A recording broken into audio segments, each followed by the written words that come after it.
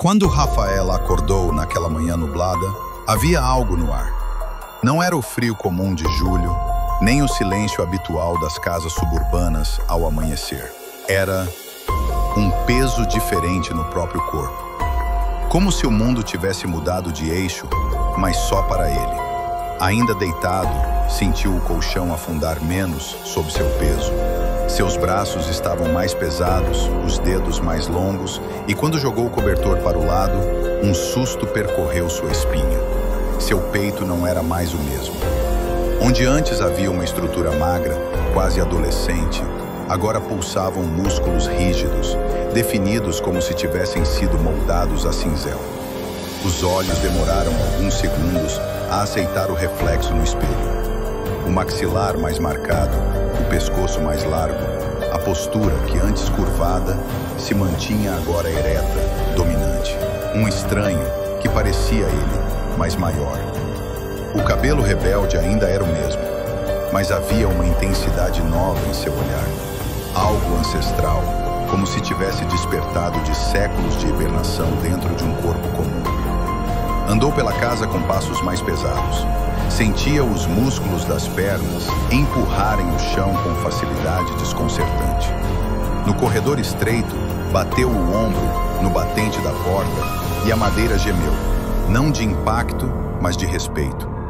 Como se a casa, testemunha silenciosa do impossível, começasse a temê-lo. Na sala, um desafio invisível o chamou. O sofá da tia, aquele trambolho de 3 lugares, herança da avó, de estrutura de ferro e tecido grosso. Um móvel que sempre exigira 2 homens para ser movido. Rafael o agarrou por baixo com uma só mão e o ergueu, com a mesma naturalidade de quem levanta uma almofada. Um som abafado de admiração escapou por entre seus dentes, um riso nervoso, meio incrédulo, meio eufórico. Era como estar possuído por um atleta olímpico e um animal selvagem ao mesmo tempo. A respiração era mais funda, o coração batia firme, constante. Seus sentidos estavam aguçados. O cheiro do sabão no chão, a poeira nas cortinas, o leve zumbido da geladeira pareciam agora ruídos em alta definição. Tudo era mais intenso, mas com o poder vinha também o eco do medo. O que era aquilo dentro dele? O que o havia transformado em algo tão mais?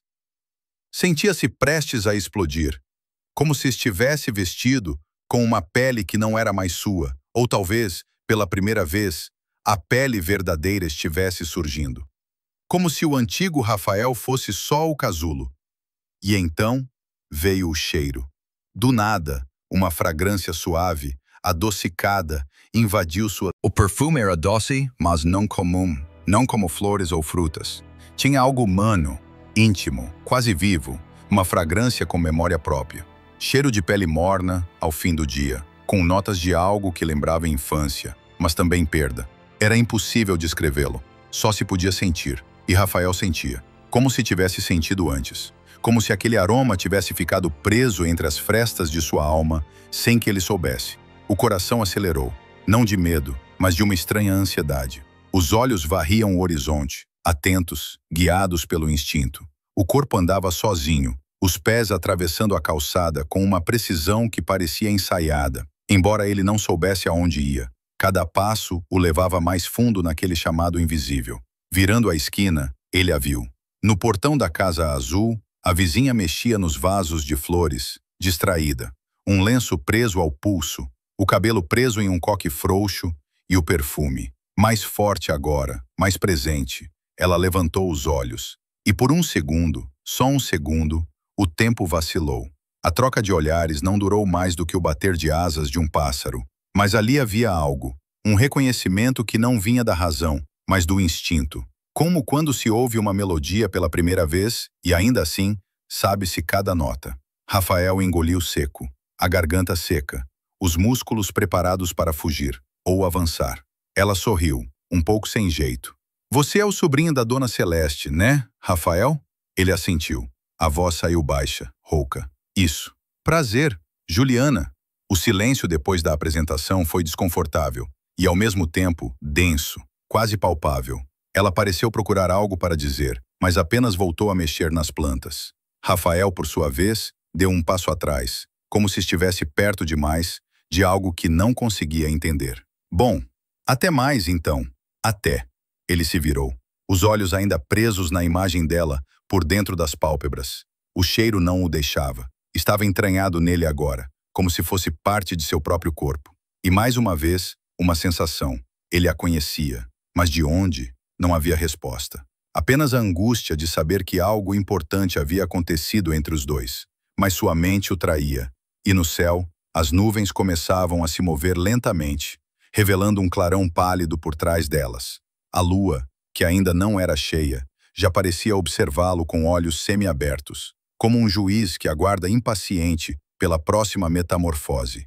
E Rafael, ao cair da noite, começaria a sentir a mesma dor, a mesma febre, mas agora com um propósito e uma vontade feroz: controlar a besta antes que ela o engolisse de novo. Naquela noite, Rafael não dormiu. Virava-se na cama como se houvesse espinhos debaixo do colchão, com o lençol colado ao corpo de tanto suor. A lembrança do perfume de Juliana ainda pairava em sua mente, como uma névoa doce demais para se dissipar. Mas havia outra coisa, algo escondido, enterrado, e que agora finalmente começava a se mover. Um leve formigamento percorreu a espinha. Era a mesma sensação da outra vez. Aquela noite da qual ele não se lembrava, mas que o perseguia nos pesadelos com dentes, sangue e uma lua impossível. Só que agora era pior. Muito pior. Seu corpo começou a queimar por dentro. O coração batia como se quisesse escapar pela boca. As unhas cravaram nos lençóis. Os músculos se retesavam, tremiam. O maxilar se fechava tanto que estalava, e os olhos lacrimejavam, não de dor, mas de um terror primal, como se o próprio corpo estivesse tentando resistir a algo que era mais antigo que o tempo. Rafael tropeçou até o banheiro, arfando. Se olhou no espelho. A pele ainda era sua. Os olhos quase, mas havia algo rastejando por trás do reflexo. A luz oscilou. O chão pareceu vibrar. E então veio a vertigem. O mundo girou como um carrossel desgovernado, e Rafael caiu de joelhos, com um grito abafado entre os dentes. A mente se esvaía, escorria por frestas invisíveis, enquanto um instinto brutal, faminto, se erguia das sombras. Tentou se segurar. Pensou em Celeste, em Juliana, mas já era tarde. O chão se aproximou num baque seco. O corpo tremia em espasmos. A visão turvou-se. As luzes explodiram em silêncio. E então, escuridão. Silêncio. Não o silêncio confortável de um quarto à noite, mas o tipo de silêncio que existe dentro de uma caverna onde ninguém entra há séculos. Um silêncio de rosnados contidos e respiração pesada. Rafael abriu os olhos, ou o que restava deles. Tudo ao redor parecia maior, mais detalhado e mais vivo. Sentia o cheiro da terra molhada, da madeira apodrecida das árvores, de insetos sob a vegetação. O mundo não era mais visto. Era farejado, sentido, vibrado em cada fio de pelo eriçado. E então se olhou. O corpo que antes era humano, agora estava coberto de pelos brancos como neve suja. As patas enormes, garras enterradas na lama. A mandíbula pesada e as orelhas moviam-se sozinhas, buscando sons distantes. Ele estava transformado, totalmente. Mas havia algo diferente desta vez. Não era como a outra noite, quando a besta o dominou por completo. Agora, dentro do monstro, ele ainda estava ali. Uma fagulha de consciência, tímida, quase sufocada, mas presente. Rafael sentia sua humanidade tentando se equilibrar naquela prisão de carne e selvageria. E, pela primeira vez, percebia a presença do outro. Um instinto primitivo, quase uma entidade, que não falava em palavras, mas em impulsos. Corra, mate, devore. Mas também havia medo ali dentro. A besta, embora selvagem, não entendia. Não compreendia aquele olhar humano dentro do próprio reflexo. Um espelho interno quebrado, onde Rafael e a criatura tentavam se reconhecer e se dominar. O corpo se arrastou por entre galhos e rochas, os olhos atentos, o focinho em constante movimento. E quanto mais avançava pela floresta, mais vívidas se tornavam as memórias que não eram lembranças, mas fragmentos. Um grito, um gosto metálico, um par de olhos arregalados. A besta lembrava, mas Rafael não. E isso a deixava inquieta. Os dois agora dividiam o mesmo corpo, mas só um poderia assumir o controle quando a próxima lua cheia subisse ao céu. E, em algum lugar não muito longe dali, Juliana caminhava pela trilha entre as árvores, atraída por um sonho estranho. Um sonho com um enorme cão branco de olhos tristes, observando-a em silêncio, como se esperasse que ela dissesse algo que ele já havia esquecido.